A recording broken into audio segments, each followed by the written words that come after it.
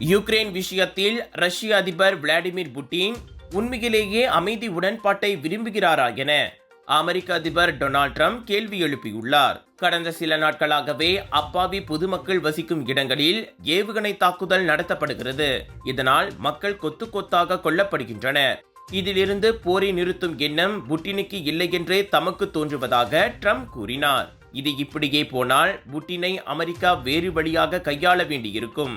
அவர் எதற்கும் மசியாவிட்டால் மாஸ்கோ மீது பொருளாதார தடை அல்லது கூடுதல் வரிகளை விதிப்பதுதான் சரியான தீர்வாக இருக்குமோ என தனது ட்ரூத் சோஷியல் சமூக ஊடகத்தில் ட்ரம்ப் பதிவிட்டார். முன்னதாக வெத்திகன் சிட்டியில் போப்பாண்டவர் பிரான்சிஸ் இறுதி சடங்கின் போது யுக்ரைன் அதிபர் விளாடிமிர் ஜெலன்ஸ்கியை ட்ரம்ப் சிறிது நேரம் சந்தித்து பேசினார். பிப்ரவரியில் வெள்ளை மாளிகையில் அதிக பிரசங்கியாக பேசியதால் ட்ரம்பிடம் திட்டு வாங்கி வெளியேற்றப்பட்ட பிறகு ஜெலன்ஸ்கி ட்ரம்பை நேரில் சந்தித்தது இதுவே முதன்முறையாகும். இச்சந்திப்பில் ரஷ்யாவுடன் நிபந்தனையற்ற போர் நிறுத்த உடன்பாடு பற்றி பேசியதாக ஜெலன்ஸ்கி செய்தியாளர்களிடம் கூறினார்.